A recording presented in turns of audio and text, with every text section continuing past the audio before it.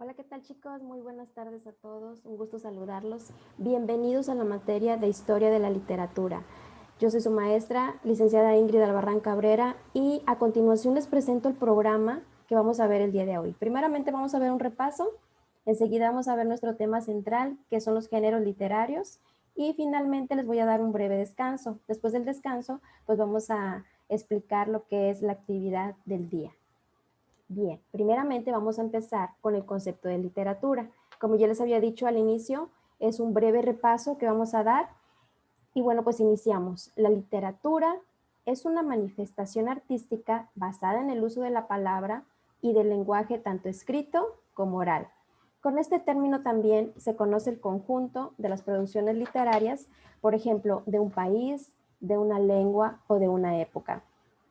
¿Qué es la literatura, muchachos?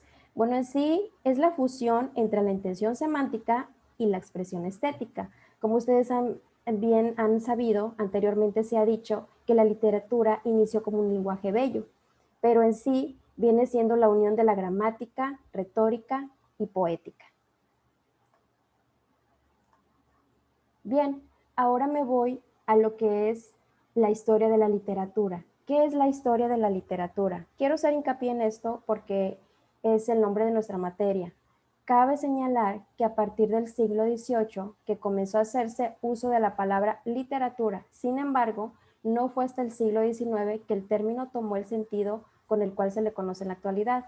Posteriormente, en el siglo XX, el formalismo ruso, en especial Roman Jexbon, estudió con detenimiento aquello que era definido como literatura y sus características.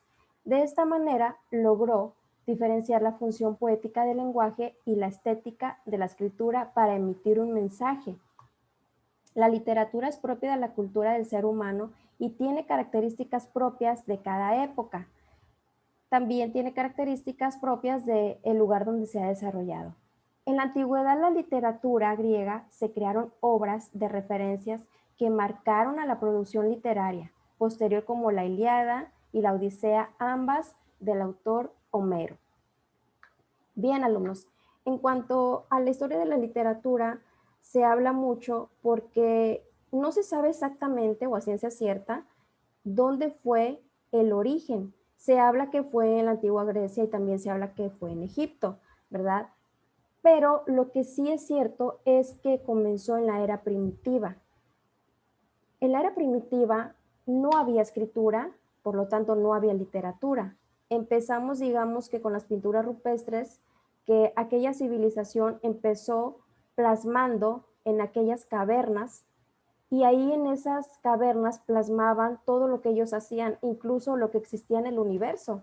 También plasmaban lo que eran sus casas y otras situaciones más que ellos querían tratar de comunicar con sus semejantes. Ahí fue donde posiblemente empezó.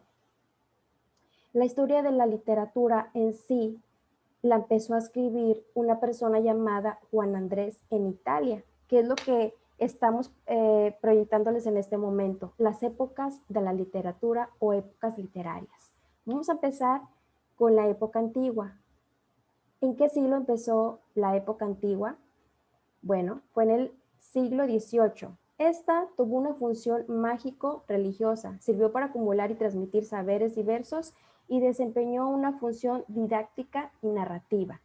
Después, en el siglo XIX empezó lo que es la época moderna. En ella se identificaba con lo bello, presentó una dimensión estética, y aquí en esta época hace que la literatura se presente como un escrito de la imaginación. Digamos que aquí, en este siglo, se decía que la literatura en sí formaba parte de todo lo bello, pero después, al pasar del tiempo, nos dimos cuenta que no precisamente la literatura se trataba de los escritos estéticos y los escritos bellos como la poesía, la prosa, la rima, los versos.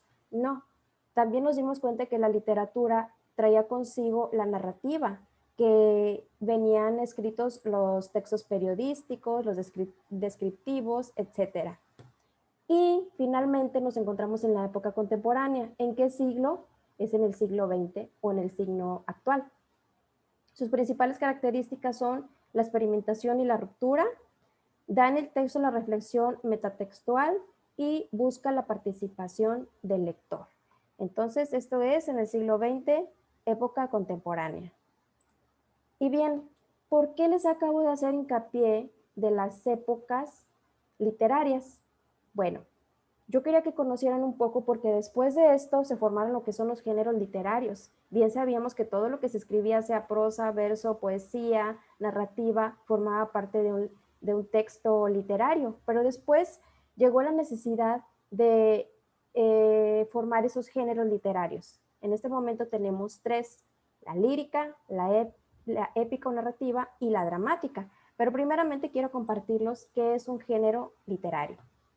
Muy bien, se llama género literario a cada categoría específica en que los textos literarios pueden clasificarse atendiendo a características de su estructura, a su contenido específico o a los mecanismos que emplea para producir el efecto estético que persigue. Vamos a empezar con la lírica. Los textos líricos se caracterizan por presentar la realidad desde el punto de vista del sujeto, muestran la visión íntima y personal del ser humano.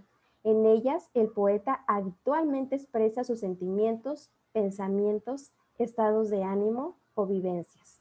Ahora que hemos visto este concepto, ¿cuál podrá ser un ejemplo de un texto lírico?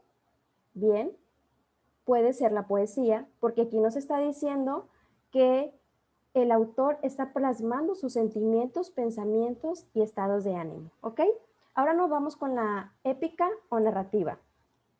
En las obras narrativas se presenta una realidad ficticia o realidad representada, mundo de ficción, como si fuera el mundo exterior o objetivo, es decir, de forma ajena al autor. En este tipo de textos el autor describe personas, situaciones y ambientes, relata también acciones y acontecimientos sucedidos en tiempos y espacios diversos, hace hablar a través de monólogos o de diálogos a esos personajes y a veces da cuenta del mundo interior.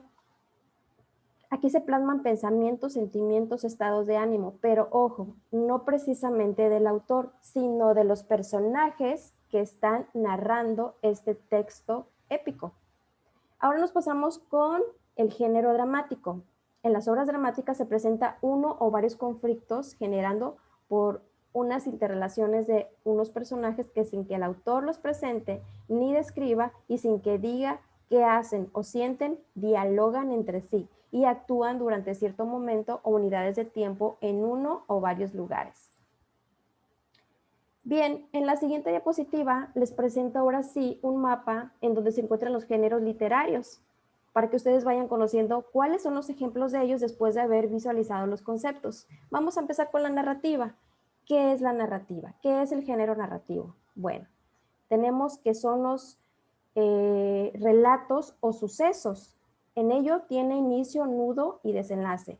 En ellos también se encuentran los párrafos que conllevan un cuento, novela, fábula, leyenda, mito, etc. Entonces, como ejemplo del género narrativo tenemos el cuento, novela, fábula y leyenda.